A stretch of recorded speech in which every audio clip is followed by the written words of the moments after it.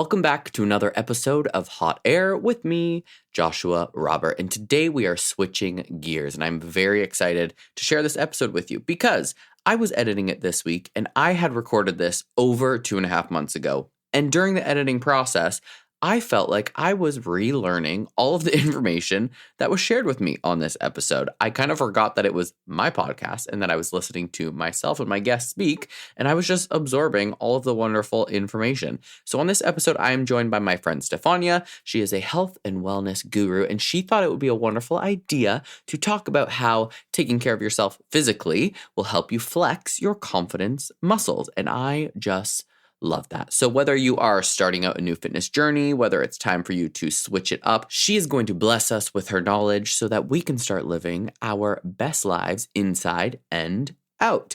And now, time for a little heads up. There were dogs involved in the making of this episode. None of them were hurt in the making of this episode. However, they were wagging their tails, hitting the microphones, jumping up and down off the sofa, enjoying their treats, and it was a loud, glorious time. It's really not that bad, but if you hear some weird noises, it's not Stephania and I like eating or munching on stuff. It's dogs, okay? But are you even making a podcast if you're not having some sound issues? No. You're not. So let's get this baby started and start flexing our confidence muscles.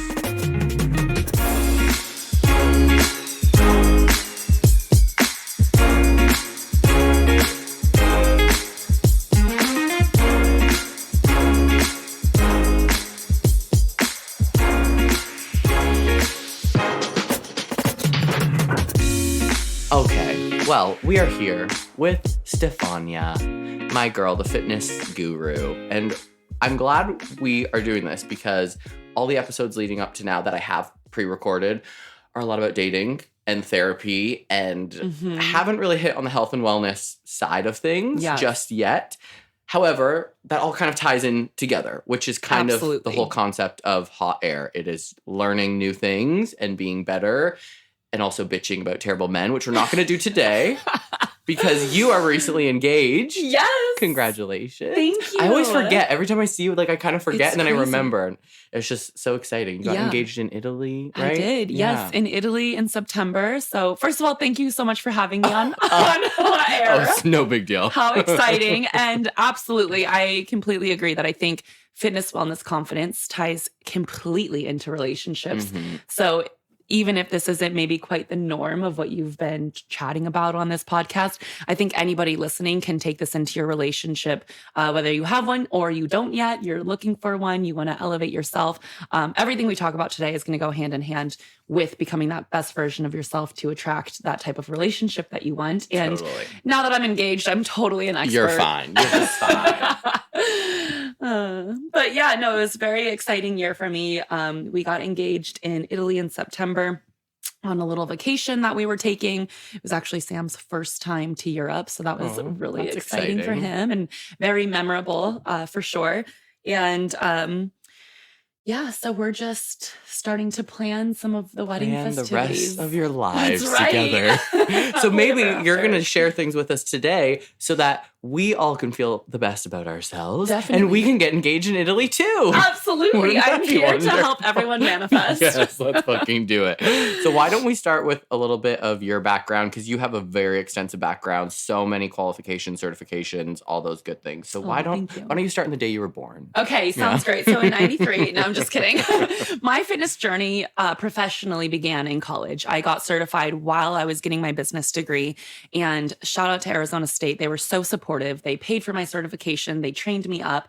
And their whole thing is they try to get as many student workers as possible. And then this is also very just forward thinking of the university, because they also helped provide students with careers during school and then also helped prep kids getting into their field before they even graduate. And so back in 2013 is when I first got certified and started my teaching journey with teaching fitness, group fitness classes. And so I racked up a bunch of certifications during that time because the school would literally pay for anything I asked them to. That's good. So if I wanted a certification or I wanted to study a new tool or whatever it was, they were so supportive. So I'm very, very lucky in that sense. But my journey as a fitness professional started with the group classes, as I said, and it has gone up to mainly one-on-one training right now, but I've also done online training with clients and dabbled with fitness filming, including in Italy. I guess I'm just really drawn to Italy. Yeah. Aren't you Italian? I am Italian. Yeah, I'm American Italian, but sense. yes. Yeah. So yeah, there's I've had a vast array of experience within the fitness world, but currently it looks a lot of one-on-one clients, which I love. Yeah. And you have the Sweat Obsessed. And the Sweat Obsessed is my online program. Yes. Yeah. Yes. So you are more than qualified. And a lot of people don't realize, like, when we talk to people like you, that this is what they do for a living, you know? Yes. I mean, I also personal train at the same place you do, but I have other gigs. Right. But, like, you're extremely successive. You've been doing this for such a long time. Yes. And you have people that come to you because they want to better themselves. So you're a great fit for this episode. Oh, thank you. Love yeah. it. And everyone that I do work with, you know, they have a problem, right? And I'm trying to help them put the puzzle back together to help solve it. Yeah. And so everyone's super unique, and I'm going to be excited to drop some examples of my clients here today that hopefully the audience can relate to. But my youngest client is 11, my oldest is 92. Oh wow. Yeah. Yeah. There's quite the spectrum of ages. That's right. Where we train, but we love our oldies. Absolutely. I also have a lot of problems, but I don't think you can help me with those. I think I cannot. No, we won't go there. So you kind of came up actually with the concept for this episode, because I asked you, like, what would you want to talk about? How do you think this can translate? And you brought up, you know, feeling confident about yourself. I liked, what did you say? You said, like, your muscle strength, like, flexes your confidence strength. Yes. So why don't you elaborate? Yeah. I was gonna say elevate on that. Why don't you elaborate on that? I'll elevate and elaborate. Love it. Absolutely, Josh. So after seeing so many people for so many years, coached through so many different workouts, what I've come to realize is I think everyone gets drawn into fitness because they want to look like someone else or something else, or like their old self. They're after a look. They've got a vacation coming up, right? But along the journey, they find out that what is more fulfilling and more purposeful is the way that they feel. Mm-hmm. And that feeling can come from confidence of, you know, being able to conquer a lift, whether it's like getting your first pull up or, you know, getting your squat form perfected and how good it feels when you flex your muscles. You actually achieve something. And so much of our world today is a quick click of a button, a swipe of a face, you know, on these dating profiles, right? So it's very instant gratification. It's very just like quick. Well, you can't fake quick fitness results. You just cannot fake strength. It's actually, I've thought a lot about this. One of the only things in the world that cannot be inherited, cannot be bought, cannot be faked is like your muscle, right? Mm-hmm. So there's a huge amount of extreme pride that can come from achieving things like putting on muscle, or maybe, you know, if you have extra weight to lose, it's losing that fat tissue and gaining the muscle. You gain so much of a sense of achievement by being able to prove yourself in the gym. Right.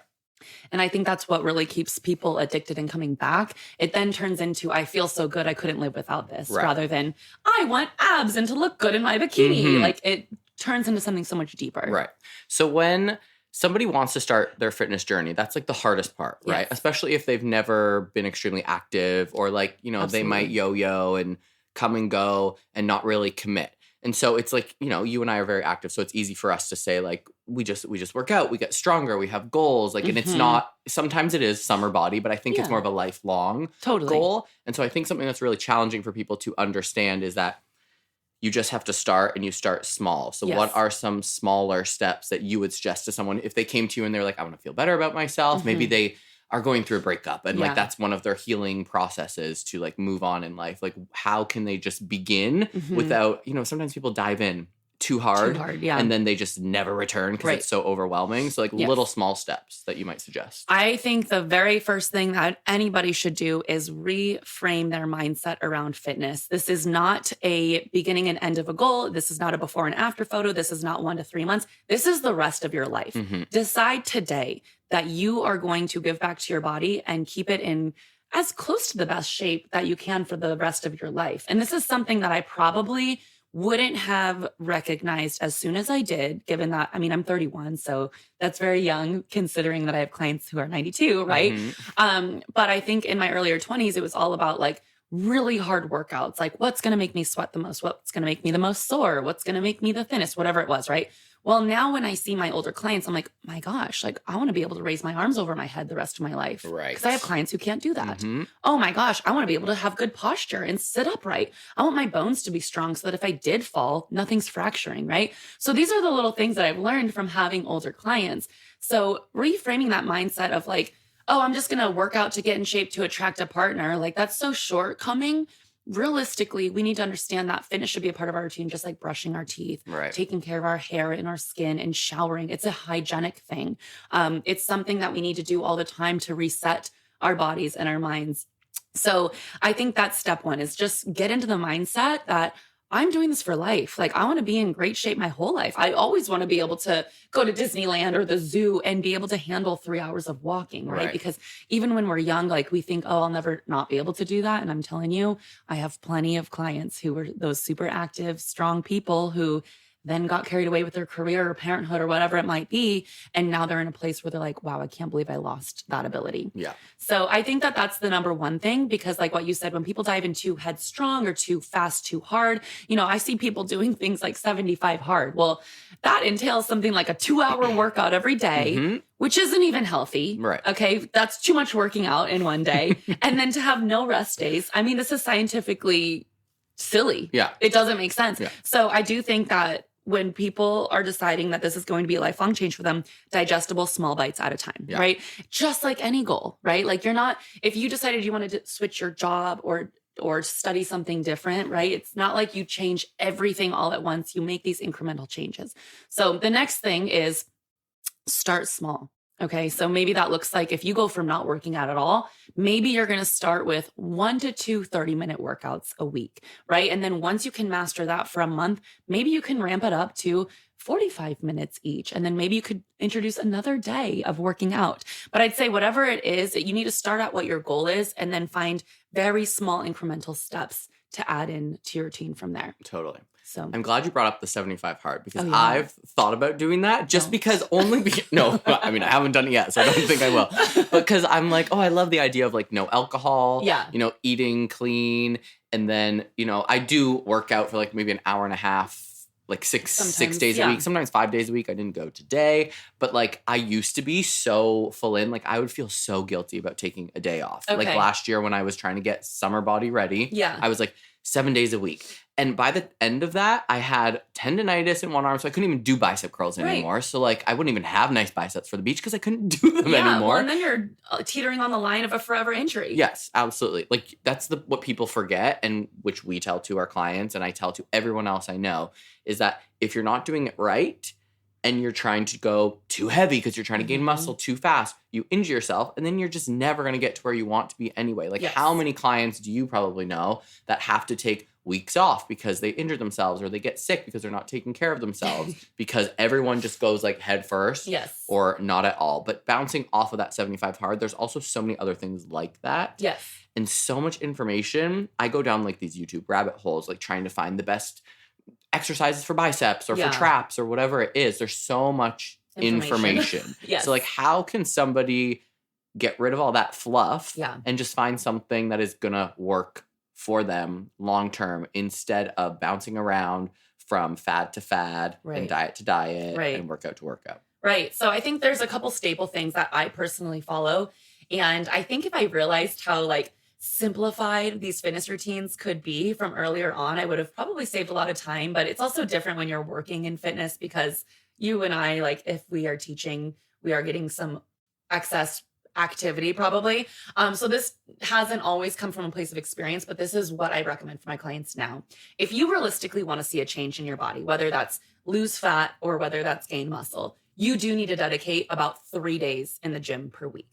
So that doesn't mean like it needs to be the same 3 days every week. Don't stress yourself out that it has to be Monday, Wednesday, Friday with no flexibility. Like if it ends up being Monday, Tuesday, Wednesday, that's okay. If it ends up being Sunday, Tuesday, Saturday, that's fine as well, right? So I'd say, first of all, dedicate 3 solid days of lifting weights in the gym. Now, the next thing I will say is that whole 10K steps per day has really been debunked. So I know that's another part of the 75 hard. So 10K steps per day, that's great. I'm all for it if that's something that you want to do. But actually what the science has pointed to for longevity reasons is we only need 7,500 steps a day. So now everyone can take a little bit less time, right? Trying to rack up all those steps and just focus on about 7,500 steps a day. And I do think that is very vital and important.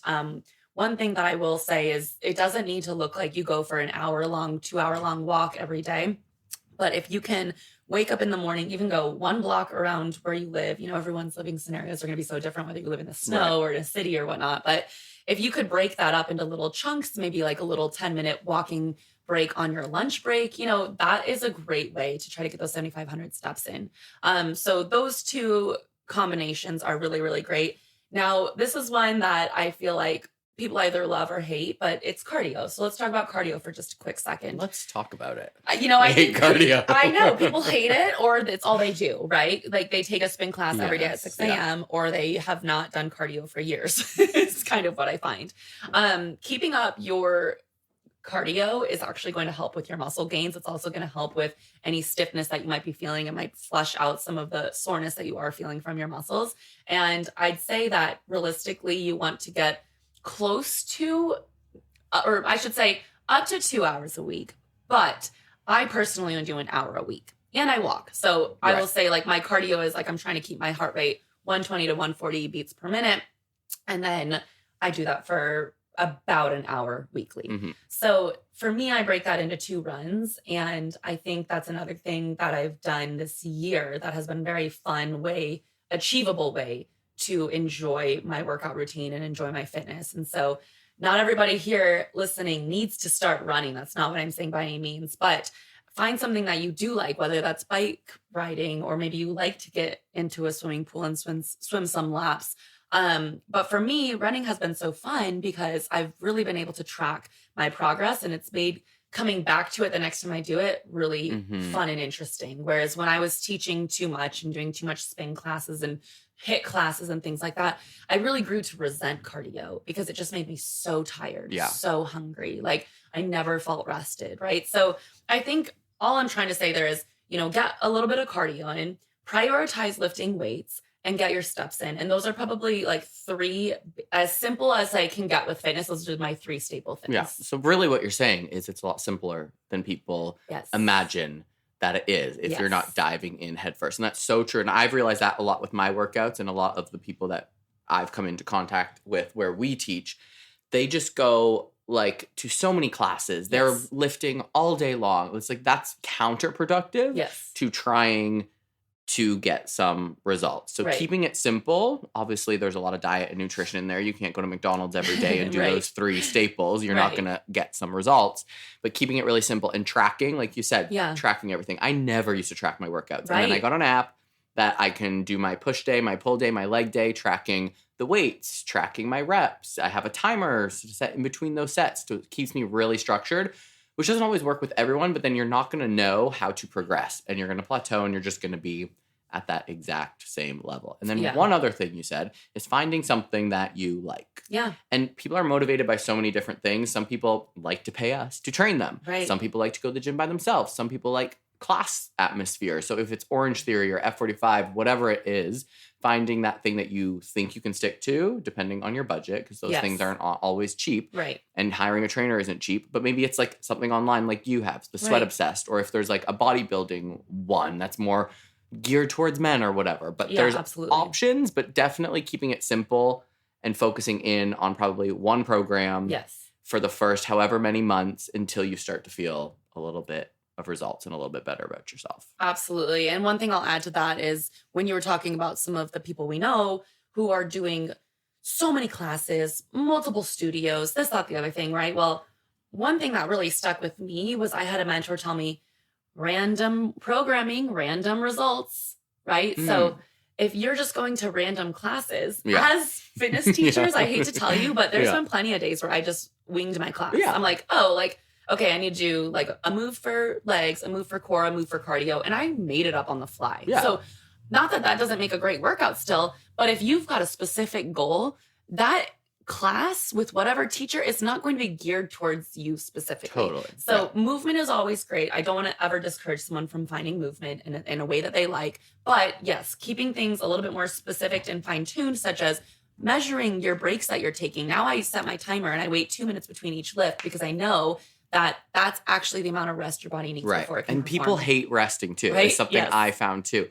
when I'm training clients. Like they're like, let's go. It's like, you have to wait so your muscles can recover so you can lift that heavy weight again. Yes. There's so much information out there, but it's so much simpler than people think. You don't have to do 10 sets of 12 reps of this and that. Like, it's actually much smaller and a much shorter period of time. People will go to the gym for hours, and it's like, you don't have to spend you don't need to do that. hours. If you start to integrate all of these changes into just a simpler, healthier lifestyle, it's going to become a long-term situation. Absolutely. And I want to talk some shit now. Okay, let's go. I want to talk some shit because social media drives me crazy. Oh, yeah. Although I love it. I post like a madman, but what drives me crazy is the expectations that I put on myself. Mm-hmm. Looking at these guys that are 6'1", who are like 205 pounds. I'm 5'7", and I'm 155 pounds. And I'm like, why don't I look like that? Like, I get in such a... Honestly, I can get really down sometimes when I'm I'll look at their workouts and I'm like, well, I'm going to try that workout. I'm going to try that for a few months. And I do it and I don't get those results. Obviously, a lot of it has to do with genetics. Yeah. I'm never going to grow. Yeah. I'm 36. I'm not going to sprout an extra fucking inch. Gaining weight has always been extremely difficult for me. But my point is that social media puts out these false expectations. Yeah. We can edit our pictures. Right.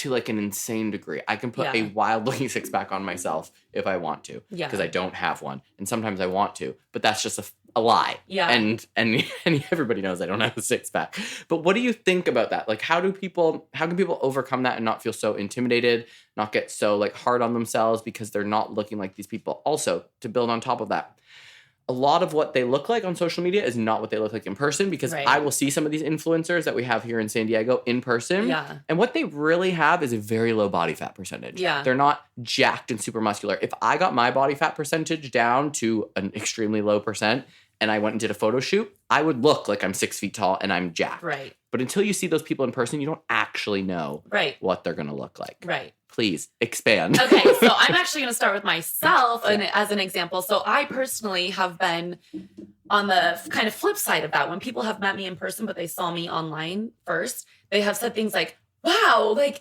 oh, you're really big. I mean, tall. Like, you're just taller than I imagined. And they don't mean it in any type of negative way. But that right there, I only say that to prove to everyone what you see online on a photo is not exactly how it appears in person. So even that statement of just me being like, people are so shocked when they meet me and I'm, like 5'9.5/5'10", that maybe doesn't come across in my photos. Right. So how many other things could be misconstrued, right? Maybe a face filter could make it look like I've got this plump, perfect porcelain skin, which may not necessarily be the case. Well, also realize that everything you're seeing is fake and filtered and perfect lighting and flexed Photoshop. And, there's so many different ways to make ourselves look enhanced in one photo that is only one little moment in time, or maybe it's even edited and not actually quite real. Yeah. So I want everyone to start off with a mindset reframe of,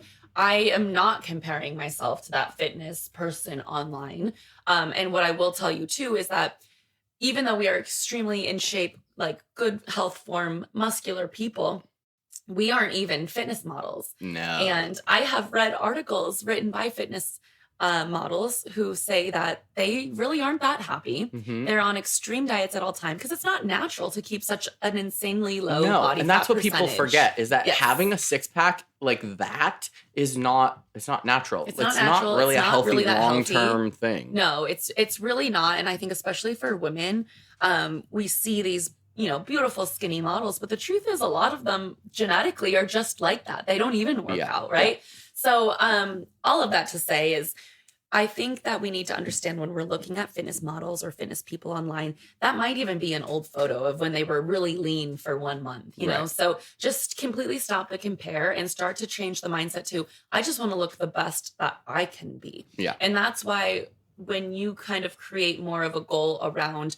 performance or being able to do something, you're going to feel so much better when you achieve that, because I'm telling you what, that like quote skinny model or fitting into that specific low body fat percentage body type that kind of people go after, it's fleeting, because you might get it for maybe a week. And then the moment you have a regular meal, you kind of lost it. Yeah. And that's going to do a lot worse for your mental health than finding a proactive goal to keep yourself going through some of these fitness challenges. Speaking of comparing yourself, as I mentioned, I compare myself to everyone and everything all the time because I want to be tall, and that's not going to happen. But recently, something I've been doing is just acknowledging the progress that I've made and the small little steps that I've been taking. Like for me to get like big shoulders, I'm not a very broad person, if you haven't noticed, but I've been really focusing in on my shoulders lately. So I've noticed a little bit of a change. And although I'm not going to be one of those guys with those bolder shoulders, and I will probably always have a little bit of envy, probably also because I find a man with like a wide shoulder and like a big back, upper back, just really fucking hot. Yeah. So in my mind, I'm like, oh, I want to look like that because I find it hot. That's just not my structure. That's not the way my body is built. I can do it to an extent. Yeah. But point being is I've been just pointing out the small little bits of progress that I've made and acknowledging, like literally in the mirror yesterday, I looked and I was like, you look good. Like you are doing good. Yeah. You've made some good changes after I just ate a bag of chips. Yeah. But you've made some really good changes in the gym. I've been eating a little bit better. I've been drinking far less. And I've been doing something almost a year that I feel like is sustainable and I've been building on top of. So instead of us like just tearing ourselves down and being like, oh, I'm never going to be as skinny as her. You might never be as skinny as her. Yeah. I'm never going to be as muscular as him. I probably never will be as muscular as the next guy next door. But there's things that will change. Yes. And noticing like, oh, there's a little less belly fat. Or, well, speaking of fat, I don't love a scale either. How do you feel about a scale? No, it's, I think it's fine if you want to check in maybe twice a month, once a month, just to kind of check in. And that doesn't mean that those numbers are going to be super reflective of your health or your progress. But some people like measuring something. What I will say I think is much more beneficial to measure is actually your body proportions. So take a tape measure your waist, measure your hips, measure your thigh, measure your mid bicep. And if you keep tracking those, you're going to see, oh, am I putting on mass in the areas that I want to be? Am I slimming down the areas that I want to be? Yeah. That's going to be much better for you than following something on the scale. For example, right? If you quote wanted to fit a certain weight on the scale, well, we could chop off one of your legs. Yeah. Would you want that? Or no. If you weighed 300 pounds but looked exactly the way you wanted, right? Like we're talking the broad shoulders, the six pack. Would you complain that it said 300, or would you be stoked because you looked how you wanted? Right. So we need to kind of get rid of the scale comparison. I think it can be a little bit toxic for people, especially because I'll have people come back and be like, oh my God, I gained 2 pounds this week. Oh, I'm like, Martha, you just didn't take a poop yet. Yeah, like, I tell down. everyone that. They're like, oh, I gained 5 pounds over Christmas. I'm like, you probably also just drank a shitload of water. You didn't poop yet today. Yeah. You probably had to pee, and you might have just eaten. Yeah. Like, what? And you know what is really interesting? So people, I think because we all live in bodies and we all like to work out, so we're all like doing these things, people feel like they're an expert. But when you actually follow the science, you would have to be inactive for 3 weeks to lose muscle, to begin to lose muscle. So you're not actually losing progress by even taking an entire week off, 2 weeks off, right? 3 weeks off. If you get into the gym on that 22nd day, you're fine. Right. Your body can sustain itself for that long, right? So I think also there's this false narrative of if I don't work out today, or if I miss this, or I miss this meal and I eat whatever the heck I want for one weekend, I'm going to be completely thrown off the rails. And that's just not how it goes. Right. Now, another thing I'd like to highlight is something you were kind of turning my wheels on, is that progress takes a lot longer than people want to admit. So much longer. Right? Yeah. So 75 which means they have hard. to stay committed for a long time. Exactly. 75 hard, that's 75 days. That's about 2.5 months, right? Well, that's a great start, but that's essentially a start. When I had someone, this really changed my perspective. I had a client come in one day and she said to me, I want to look like you. What's it going to take? And she was a young, thin girl. And I wanted to be like, well, darling, I started lifting at 15 and I'm about 30 now. So you're about 15 years away, right? And that's not really what anybody wants to hear. But all of that to say, don't be afraid to commit to a year to something. Yes. It really could take that long to see that little change that you want. And it doesn't mean that it's not worth not starting. It definitely means it's worth starting. But give yourself time and consistency. And that's what I do see when people fail, they just hop to the next program. Right. They think, oh, that trainer didn't know what they were doing, so I'm just going to do the next thing. I'm going to go to this class. Or they meet, one person with their ideal body. Well, that person, does X, Y, and Z. So they're going to copy and paste their plan. Well, that may or may not work for you. So I think just going in with the patience, and that's why I started this podcast saying, change your mind frame. This is a lifelong journey you're about to embark on as far as the fitness thing goes. It's not just a before and after picture, a start time and an end time. Like I've had people come to me and be like, oh, I want, they bring a picture. I want my butt to look like this. Yeah. Right? Yes. And I'm like, you're looking at 3 years. Right. If you want to get a booty like that, it's going to take a really long time. And I was researching the other day about, for me, to gain some extra muscle mass, it's like, because we've been doing this, working out, and we are already on that health and wellness path, it can take me 10 to 20 months to gain 10 pounds of muscle. Yeah. Which is wild, because I could gain 10 pounds of fat in a month if I wanted to. Well, probably not. But well, no, it may 3 months. Yeah, probably. Yeah, no, but that is another thing. People, I think they don't really actually understand. And I mean, I'm not going to sit here and say I'm some doctor with some crazy PhD where I understand completely everything, but how long cell turnover takes and how long it takes to put on muscle and how long it takes to lose fat. So I'll have people come in and be like, I know I can lose 5 pounds of fat a week. I'm like, honey, no. A safe rate to do this where I know you're not starving yourself would be about 1 to 2 pounds a week. That's much more realistic and more leaning on the 1 pound per week. So with that, if you've got 50 pounds to lose, again, you're looking at a year-long journey. That doesn't make it not worth it. It just makes it mean that you need to stay consistent. You need to commit to your goals. Right. And with putting on muscle, it's something close to, 1 to 2 pounds a month. So that is going to be so worth it in the end, but you have to decide you're in it for the long run. Right. So we started the episode with talking about how health and wellness is going to flex your real muscles, but also flex your confidence muscles. How do you feel that you have expanded and flexed your confidence muscles now that you are a health and wellness, sweat-obsessed fitness guru? Yes. How do you feel like it's affected your life and changed you? So the immediate answer is that when you work out, you release endorphins, you get some good blood flow. There's nutrients that are being delivered to every single very little tiny cell all in your body. So automatically it's a mood booster, and that's enough of a confidence booster in itself, right? Second of all is, like I was saying, when you do finally achieve something, how good that feels and how much it can really impact your confidence. So for me, I want to say like 10 years ago, I made the goal that I wanted to be able to do chin-ups. Josh, I kid you not, it probably took me 4 or 5 years to get my first chin-up. Wow. So that's really crazy because I remember being so down on myself. Like, I wish I was just able to do this. And now that I finally was able to get my first one, it was such a moment of wow. Like every single little workout I put in for the last 4 years, like this is the payout. Like finally it's here, right? And then now that I've gotten one, it's been actually really hard to get multiple more. So I can do 4 now, but I will tell you 2 years ago, my goal was to be able to get up to 10. So still, even as a professional, I had created some of these unrealistic expectations of how fast I can achieve something. Not a bad thing. I mean, it's ambitious. I know I'm going to be working out the rest of my life about 4 times a week, right? So that's my personal goal. So I'm just going to keep chipping away at it. It's not something to give up on just because you didn't get it as quickly as you thought you would. But when you do achieve something like that, there's nothing else like it. Because like what I said, no one else can do it for me. Right. I can't just pay for it. Can't pay for a chin-up. No, I can't pay for a chin-up. I can't inherit it. Like, just because, like, mommy and daddy can do chin-ups maybe, like, doesn't mean I could do a chin-up, right? So there is such an extreme confidence build from being able to achieve something.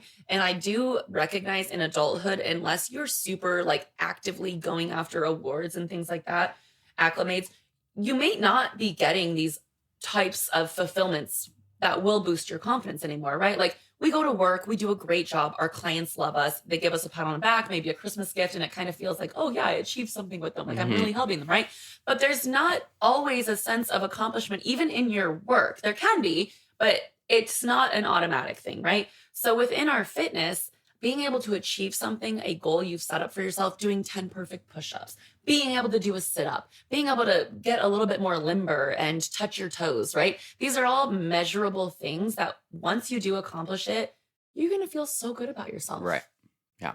I love that. I feel like my confidence story is so different because it is and it isn't, because I feel like, you know how when you go through history with models and whatever the models' bodies look like is how women want to look. Yeah. There was a time in the 90s when they were like flat-chested, very skinny, and then the Kardashians came and it was curvy and everyone wanted a big booty. Yes. And it's very similar in the gay community. Yeah. I remember probably when I was in my 20s, it was like everyone was like a twink, you know, just a skinny, like normal person who doesn't lift weights. Yeah. And that was like kind of it, like maybe a little bit of tone. And then it gradually became like those Abercrombie boys who are fit, not like super, super jacked, like in my opinion anyway, but they're fit. They got lean like six and packs, muscle, lean and muscular. And then now it's like there's this obsession with just like having a beard, having tattoos, being super jacked, and just like those really butch, well, they portray themselves as very butch, and then you meet them in person and you're like, what's that saying? Like a purse falls out of their mouth or whatever. I actually hate when people say that, but that's how I can kind of relay the message. And so it's like, for me anyway, I feel like I was always trying to keep up with whatever the trend was. I fit in really great when it was twinks because I was a skinny little short boy. Yeah. But I still never felt great about myself. Yeah. And in starting this fitness journey, like I said, finding those little moments where you're achieving something and realizing I'm never going to be that big, wide, super butch, tatted up with a beard. I could grow a beard, but I think I would look ridiculous. But it's hard with those stereotypes. It really becomes like the trends. Yeah, difficult. And then you go on the dating profiles and people will put what body type they're looking for, you know? Oh, wow. And okay. It's challenging because then it will be like, you know, people will say like mask for mask or only into muscle, or some people will have twinks or femme. And it's like, what box do I fit into? Because I'm not super muscular. I'm not a twink anymore. And so that whole thing was really hard and confusing for me, but really committing to a plan and committing to a diet that I feel like is sustainable. I still have treats. Yeah. I might have pizza later, and there's nothing wrong with that. Probably me too. I have eaten a little too many pizzas in the last because I have been running around a lot. But I think that I found something, and it makes me feel good and confident because it's something I can follow. It's something I can measure. It's something that I can look back at, and, you know, I take my progress pictures. I used to do the body scans, and I'll do those maybe once every like 6 months. And those small changes are what helped me feel confident about myself, which then I can look in the mirror and be like, great, you look good. You're getting there. It takes a long time. But then when I now go on dates, I'm not worried about, is this person going to think I'm too skinny? Yeah. Or is this person going to want me to be taller? Because I'll never be taller. But I don't worry about that as much anymore because I'm in a place where I can look at myself physically. Yeah. I have a lot to work on mentally. Yeah. And emotionally. We all do. But physically, I'm like, you're good. You're like doing good. You're making progress, because a year ago, maybe like a year, not even a year and a half, a little over a year ago is when I really hunkered down. When I did my little bulk, and I made that plan. And I always tell my friends that are thinking about starting something, you said you wanted to start this a year ago. Imagine where you would be now, a year later, if you started. So if I hadn't had started that a year ago, I wouldn't be where I am right now. And a year goes by so incredibly quick. And it's so easy even to be like, oh, I should have started that last month. Like some people start their New Year's resolutions on the 1st of January. There's times when I'm like, oh shit, I didn't start mine. Let me start it on February 1st. Why does it have to be January 1st? It doesn't. You can start this at any time. Anytime you feel inspired, when you feel ready. You know, if you are going through a breakup or a hard time, like mourn that, go through it, eat the shit food, do what you got to do, and then pick yourself up and be like, okay, I'm going to come up with a plan.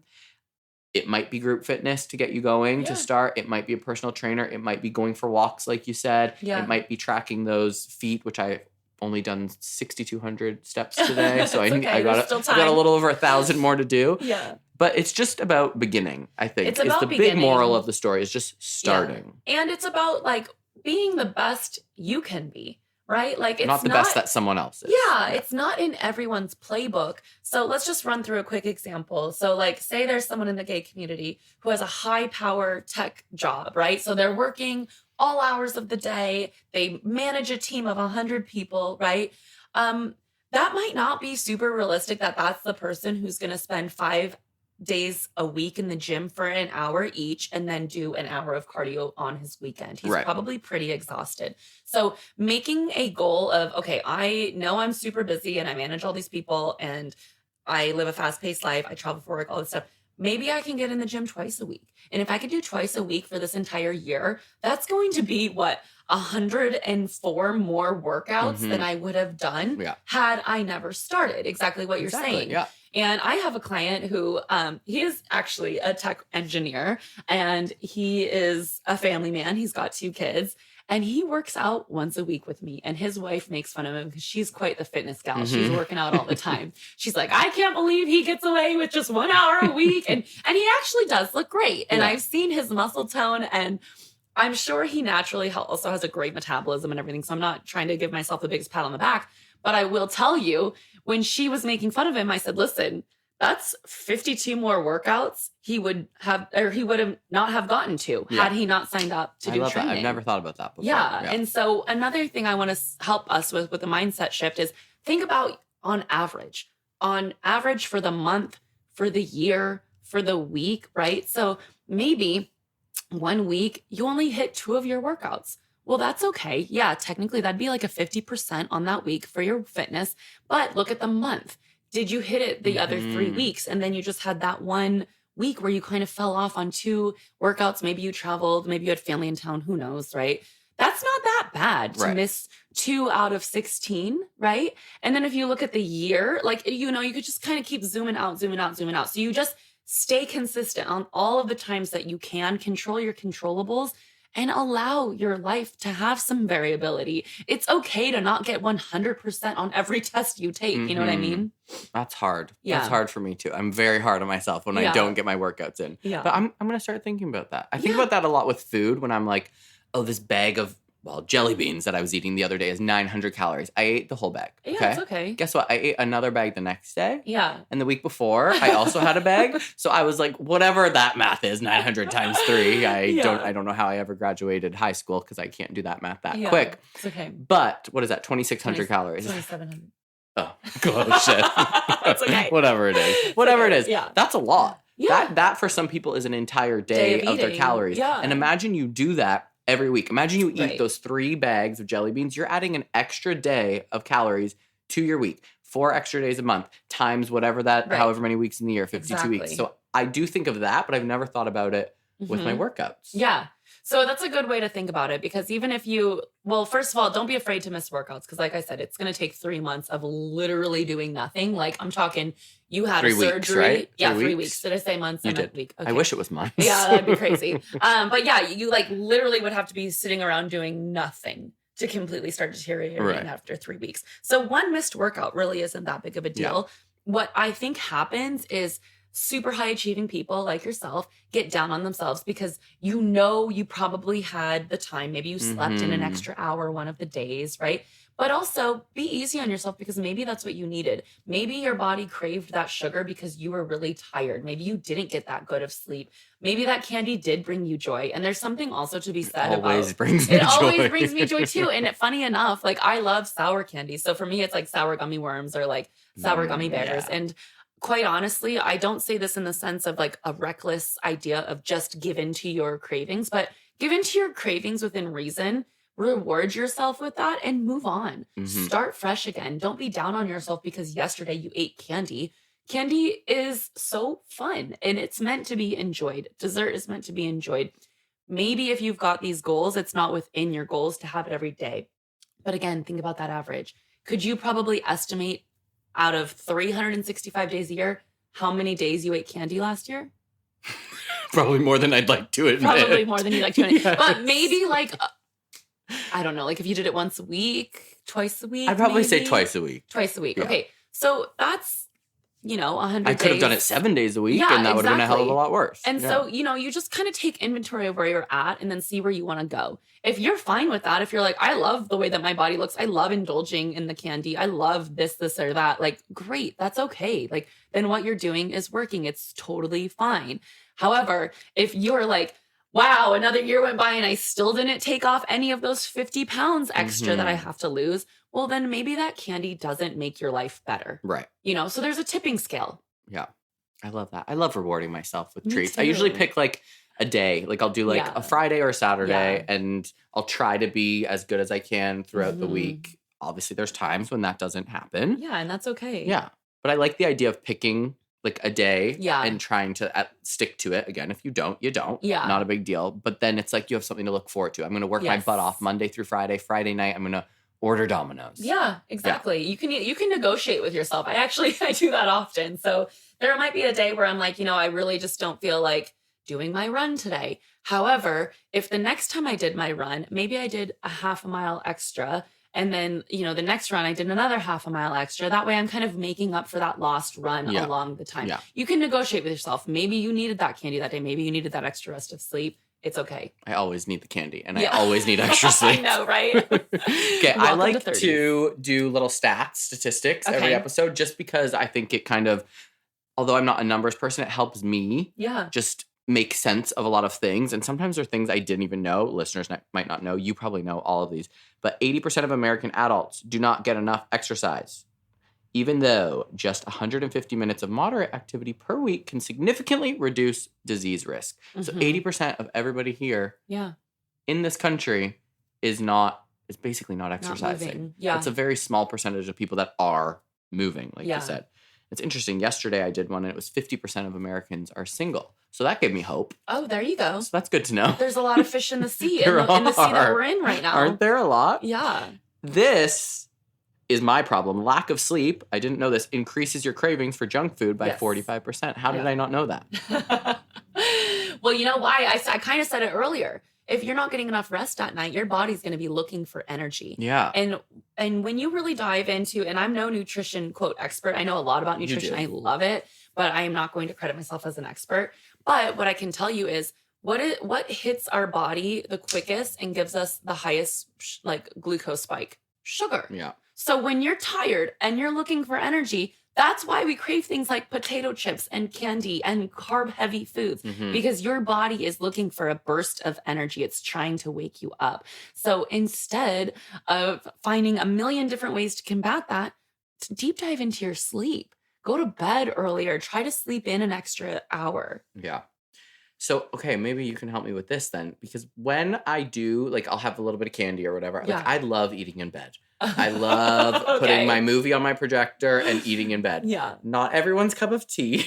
A lot of people actually find that really gross, don't they? I don't think it's gross, but it's not a healthy habit to get into because let me tell you, from a psychology's perspective, you are conditioning yourself to every time you go to bed, you're now hungry. I need a snack. Every time you lay down and you turn your TV on, your hunger starts to go. 100%. I've always been that way. Exactly. Because I think because me and my family, we used to do a lot of movie nights and we always had a little snack, or even if we were watching a TV show together, we would always have a little bowl of chips or some sort of snack. Yeah. And I've always been that way. Yeah. So you've been conditioned for a while. Yeah. I've never really thought of it as a bad habit. This is a bad habit though.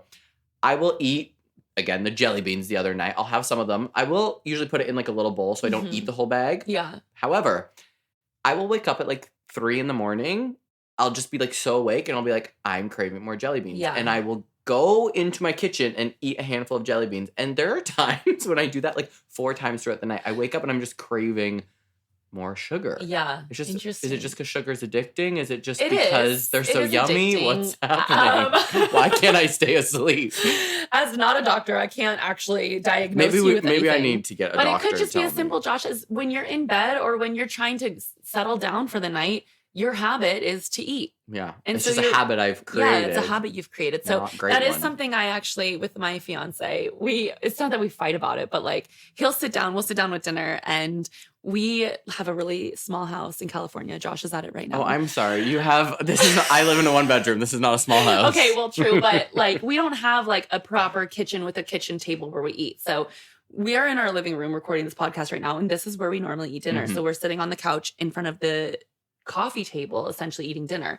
And Sam is just like you. He was used to growing up watching TV while they ate dinner, or at least that is what he reports to me. I wasn't there. My family, maybe they did. Maybe the TV was on, but I was never a TV person, so I never paid attention to it. But when I learned about how detrimental that conditioning can be of having the TV on while you're eating, first of all, you're not practicing mindful eating. You might be shoveling into your mouth super, super fast because you're actually paying attention to what you're watching, not what you're consuming. Mm-hmm. So eating too fast is going to make you feel a little bit more hungry because our hunger doesn't actually get satiated until about 20 minutes after eating. And so that's why sometimes like on holidays, you eat, and then all of a sudden you're like, oh my God, I just bombed my stomach, right? Because it doesn't hit you until a little bit longer. So delaying the rate that you're eating can actually make you more in tune with your body and recognize like I did eat the proper amount rather than just kind of shoveling it into your mouth, mindlessly eating, right? Also creating the positive reinforcement with your food of like, this food is here to help me achieve my goals, build my muscles, help cell by cell, brick by brick, build everything that I need to in my body, build a healthy immune system even. It's not always all about muscle and gains, right? But just recognizing and appreciating the food you're eating is going to have a much better health gain on your body than when you're eating stressed out and out of control. So for someone like yourself, Josh, who loves murder, crime, scary movie documentaries, Me? Yeah, those raise your heart rate. They get your cortisol going, right? Yeah. So it's not really that great to eat when you're in a super stressed out state. And I say this for people who think that like eating in the car is proper. Same thing. You should not be doing those things. Right. When you sit down and eat, that should be your only job during that time. Interesting. I don't really get stressed out during true crime docs, so maybe that's the problem. I actually find them quite relaxing. No, not lately though. I've actually noticed that they've made me like I feel like a normal person watching them. Like I've been getting jumpy and scared. So maybe you're so desensitized. A switch flip. I love it. You have so much knowledge. Oh. This one is depresso. Sitting for more than 6 hours a day increases your risk of dying early by 19%. Yeah. And almost everyone, with the exception of people that probably work in the health and wellness industry, sit on their butts for more than 6 hours a day at work. So this one's super interesting. I actually had a really great conversation about that this week. So why is it that we're sitting so much?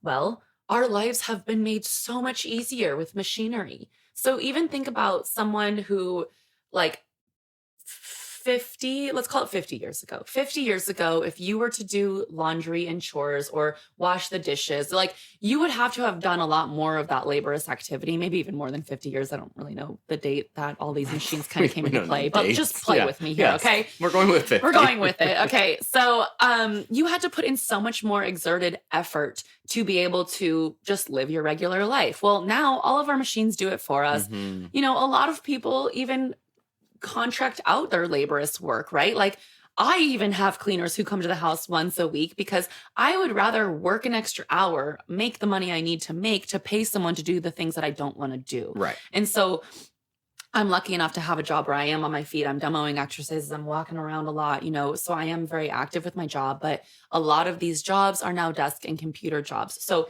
now in your regular life, you're not even doing those laborious activities. Like most of the people I know don't landscape their own yards anymore. Right. Well, I grew up with parents who their weekends were spent landscaping, painting, fixing the house, right? And that's not everyone does that. So if you're missing out on all the natural activity from living your life and your job forces you to be in meetings for hours, sit on the phone, sit at your desk, sit at your computer, you're just not naturally getting all of that activity. So one thing that you can do to combat that, which I think the Apple Watches have done a great job, is they remind you like, hey, stand up. To stand. Yeah, stand. And maybe even when you get that little zing on your wrist, maybe you just do 10 squats really quick, just get some blood flow. You loosen up your hips. Something that I have learned from being with Sam is he is a chiropractor. And so I learn a lot of these little health tidbits from him and all of his knowledge. So you have a spinal fluid that goes all the way up and down your nervous system twice per day. Now, when you are in a seated position, you're cutting off that fluid from being able to fully flow the way that it's intended to. So if you're not getting that circulation twice a day that it is supposed to be getting, you're doing your body a disservice. Right. And that's where some of, one of the biggest pain points people have across the board is low back pain. And this is why people get prescribed painkillers. Well, if they were just to stand up and do a few stretches and a couple squats here and there, their back probably wouldn't hurt as much, because what you're doing when you're sitting is you're shortening and stiffening your hip flexors. Well, the more that those hip flexors are pulled in really tight, they're going to reach for surrounding muscle groups, and that's your low back, Right. which is being now stretched to make up the difference for your hips being so shortened. So just standing alone probably would really help people's longevity. All right, the last little, what is this? What were we going through? The Like little facts, stats, yeah. little facts. Well, there's two. This one I just love. 40 calories are burnt if you laugh for 15 minutes, and that's why I love laughing. I love that. I just live for laughing. I love laughing. that. And the average person checks their phone 96 times a day. Oh, I am so guilty of that. Are you? I feel like think you're so. pretty good about unplugging, at least. I am on the weekends we've for talked sure. I mean, I do spend time on my phone, but like you'll see, I have a ton of unread messages right now just because I'm like, I just don't have the capacity to give right now.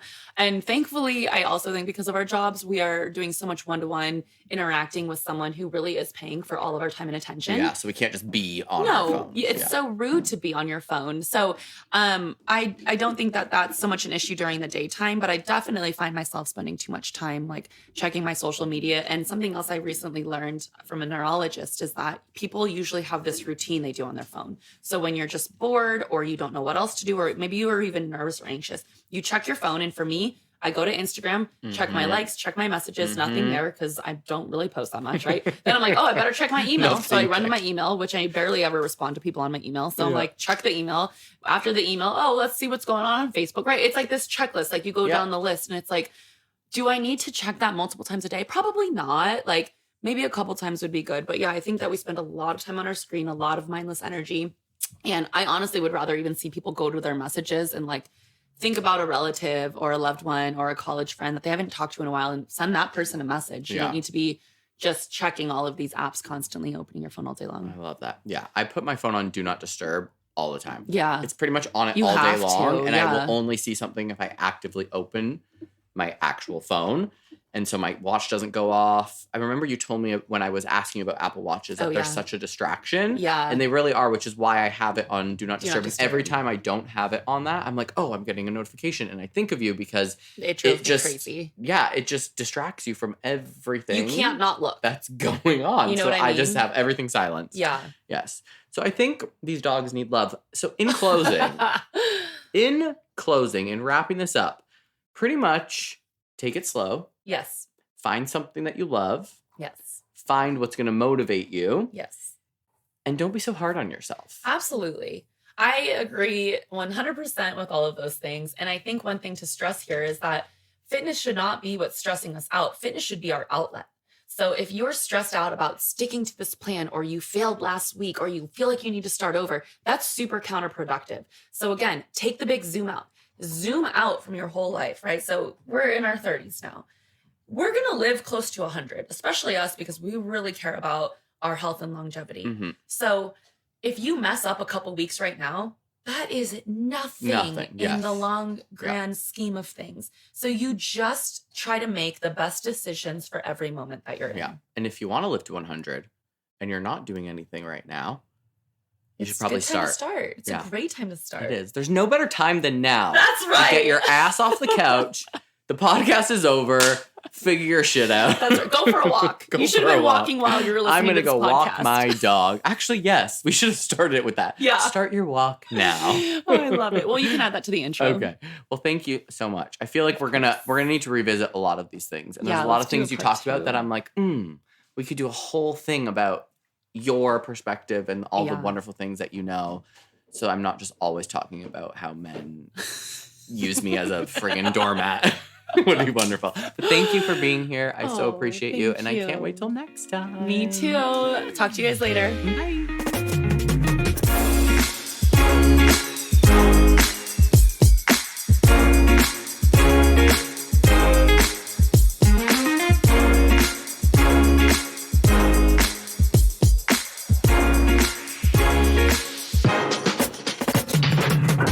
Thanks again for listening to this episode of Hot Air. And don't forget to follow me on Instagram at _hotairpod. And I would love it if you would rate the episode 5 stars because leave a review. Just 1 word, 2 words, 3 words, a paragraph, an essay, whatever floats your boat. The more interactions we get going in the podcast apps, the higher my podcast will appear on the list of a gazillion podcasts, which means more views, which means more episodes. And that's all I got for you. So until next time, I will talk to you guys later.